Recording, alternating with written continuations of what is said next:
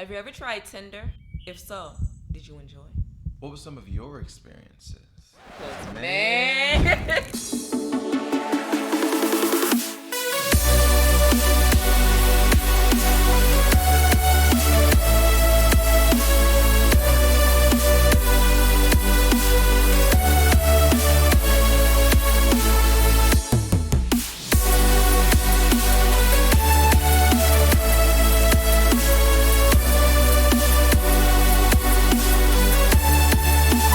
What's up, Mixed Up Gang? Welcome back to another video. Today, in this video, we are doing what we call a Netflix Wednesday, where we pick a movie, a trending movie off of Netflix, and we react and review to it. So if y'all haven't seen it yet, and y'all plan on seeing it, Spoiler alert. don't watch it. I don't want to be the reason why you say, oh, I was just going to watch that, and they told me everything that happened, so... This movie has been out for about a month and a half. I've already heard so many people talk about it. It was still trending, so we took some time to watch it. And that movie is The Tinder Swindler. Even has a funny title. It was tongue twister like. interesting. I had heard some things, but we're going to talk about it real quick. Hopefully you guys are already locked in, subscribed to the channel. If not, go ahead and press the subscribe button. And also we will leave a link in the description below where you guys can find our reaction page. Go over there and check that out as well and get locked in. Check us out, y'all. You ready? Let's go.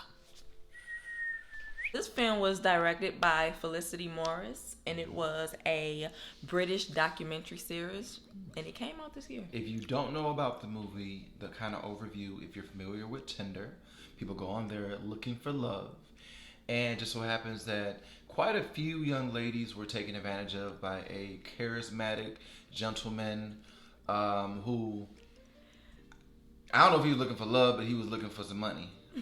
So he did his thing. And some people got hurt along the way, but they got their payback. And so this documentary kind of follows along how they caught the guy. But a little bit of a twist ending. Yeah. We'll talk about that later. Yeah. What struck me in the beginning when I seen his profile, he had a billionaire son. Maybe wanting to pull more women in. Yeah. So they see, oh, he's a billionaire. I want to see what that's about. I'm rich, you rich. And to me, it's like, why would you put that on your profile? So that, to me, was already a ding. Because 9 times out of 10, if you are rich and a man, that's not going to be the first thing that you would want to display to strangers. Unless you want people just to use you. That's just no judgment. But this guy was definitely charismatic. He knew how to wine and dine women, show him the private jets, the fancy dinners, the nice clothes, the beautiful cars I saw in the movie. Oh, yeah. Absolutely beautiful cars. Yeah, good taste. Yeah, definitely. Definitely. Expensive taste. He decided that, he grew up in modest circumstances like the most of us. But he decided, modest circumstances is not what I wanted. My life, I'm about to be wealthy, rich, by any means necessary. And he found a way to do it off somebody else's dime. Yeah. Really. One thing that stood out to me right away, thinking about the ladies in the film, Cecilia and Prunella and Aline, I think her name was just, I could relate to them because people in general, people just want love. They want companionship. They want that. So people will do almost anything just for love, even give tons and tons of money.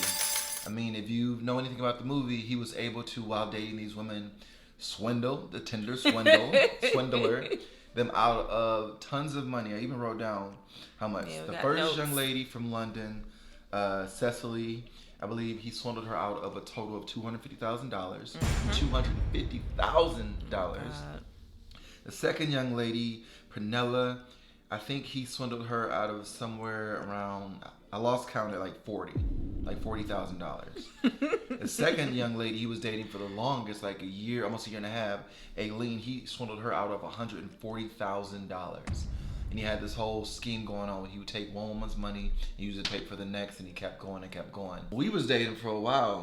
We never asked each other for money. It was kind of weird. Like, yeah, I mean, if you want $50, you can wait. That. You might have to wait till the first. And then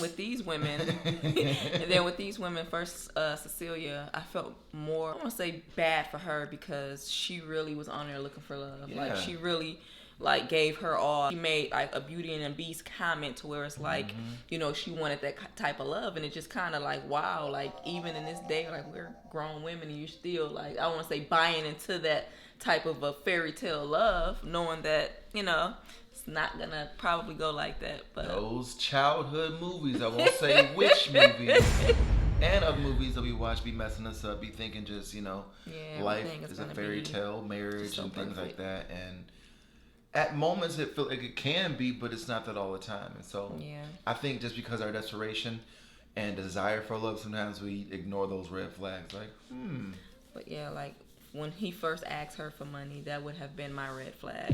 They were dating for less than a month. I'm gonna tell y'all, I don't care how long we was dating. For you to ask me for something that I don't have, for one, I don't have it, and then you're telling me to get credit cards, like to support you or help you, because this is what his reasoning was, that he had enemies after him, so he couldn't use his cards because they were traceable, so he had to use her cards or like money, cash flow. You know, that was untraceable. So it was like, that would have been a red flag. Like, you asked me for something that I don't have and then want me to go over and beyond to give it to you. You out of luck, buddy. And then you making me feel bad when I say I don't have it. Because he like, I love you. And we're going to be together. And I love you. People just want to hear that love.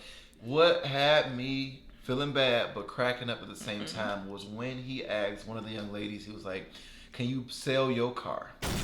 He said, he got into some trouble and he's like, please just sell your car. He even asked her to sell her house. Oh my God. So she could bail him out even further. And I'm just like, really? Wow. I say we all been young and maybe dumb and young in love, but ain't that much love in the world. I'm sorry. Yeah. Could never. Please leave in the comments as you're watching this if you've been in a relationship or dating somebody for a short period of time and they ask you for not just money, but something that you felt like, whoa, this is too soon. You want a kidney, a couple $100,000? I mean, we've been knowing each other for 2 weeks. I don't know. Never happened to me, but we'll see. And also, I noticed at a point when he made it official with her, on their first date, I think they, you know, took it to that next level. And maybe a couple of weeks after they made it official, or months after they made it official, and when it was, okay, you're my boyfriend, I'm your girlfriend, I noticed that he turned cold to her. So if that wasn't a red flag, like, I done doing, you know, just willing to do any and everything for you, and once we make it official, you're turning cold. Yeah, but she probably was rationalizing it, saying, you know, oh, he's busy on private jets, he's running a diamond corporation, things like that, which obviously was lies. And not just lies. Man, some people are, I give it up for you. Some people need to be secret agents. Some people come up with the best lies. They come up with some lies, tell you it's raining outside, you go out there, I don't know. Yeah. And got you believe, make you think you wrong. Yeah, that's what he was doing, like, making her feel so is my name Nick? Like, I don't know. Maybe I'm wrong. I feel he went for women like that. I feel he was a good fit, seeing who he can go for next. Like, okay, got her selling her house, got her selling her car, got her selling blood, if you will. And the second victim, if you will, was Prenella. Okay. I liked her whole vibe. She was an independent woman. This is what she said, and I quote. She said, I am an independent woman that don't need a man, but I want a man to enjoy life with. Yeah, she was cool. So, yeah, she really didn't fall for his tactics when it came to, like, being, you know, in a relationship. She was like, I'm kind of cool with that. We're better off being friends, though. So she kept him in the friend zone, and he whined and dined her in the friend zone. Why he had a girlfriend at the time? He dumped Cecilia or pushed her to the curb or, like, had her in the dark. She was in the dark. They were never broken up. They were still together. So she was in the dark, and I think he deleted his social media.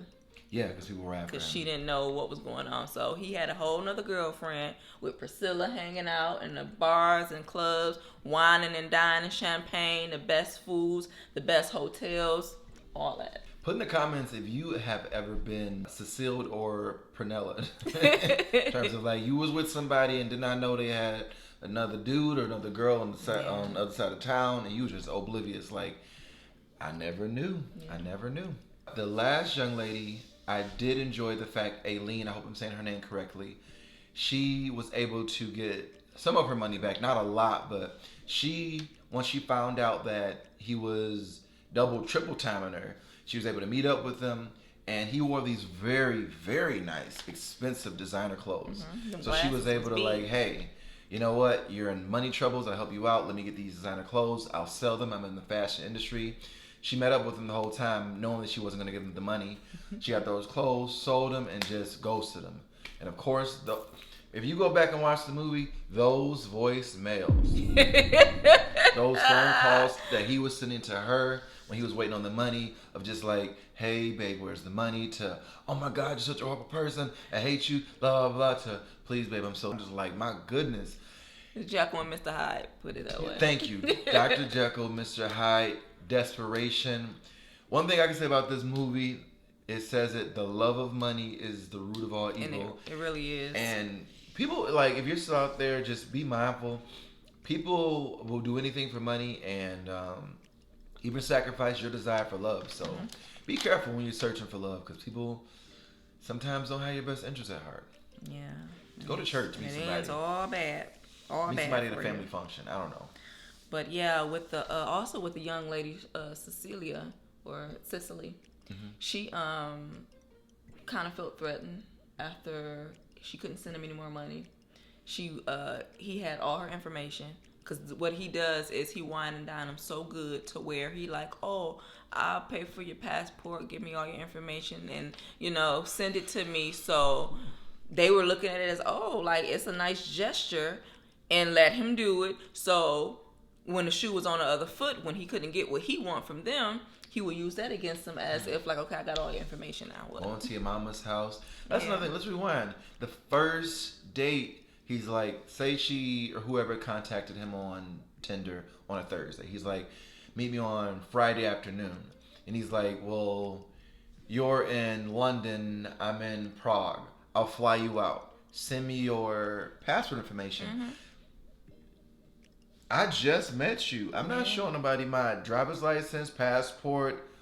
None of that. Come on, like, you're not even getting my phone number. You can contact me through Tinder or WhatsApp or Facebook Messenger. Come on, like, I don't know. Just be mindful with your information. There's a lot of identity theft going on out there as well. So, and that's another thing. Desperate for love. People want to be loved, so we ignore those red flags. Funny thing about it, I didn't even know it was a docuseries.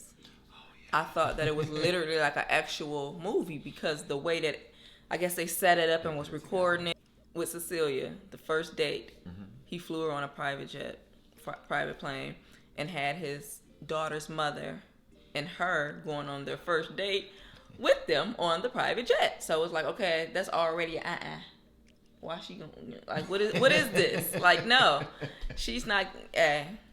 Baby can come, but mama, who is this? Nah, we can't do that. But I noticed that, and it was just kind of like. That's why you thought it was a fictional movie? Yeah, because it blurred the baby's face and it blurred the mother's face and some other information that they were like Googling. Yeah. I'm like, well, why they blurring it if it's like a movie? Yeah. Like, it's real. Happened to real people back in like 2017. Oh my God. And God. before that, with the baby mama, I don't know the lady, I don't know her name. Put in the comments, what are some red flags that you may have ignored in a relationship or going into a relationship that you look back on in hindsight, like, dang, why did I ignore that? Like, I was that sprung, I was that like desperate for love, I was like, oh, I should have, but no. Yeah. I have a couple of those. Last thing I do want to say is, at the end of the documentary, they show that Cecilia, I hope I'm saying that right, Pernella and Aileen were still in financial debt because they had borrowed all this money from their personal banks to give to this young man, which was surprising because it didn't seem like millions of dollars individually. It seemed like, a couple $100,000. And although a couple $100,000 is a lot of money, you can still pay that off over a lifetime. I was surprised that Netflix didn't, I don't know how much they got paid. Hopefully they got paid for participation in the documentary.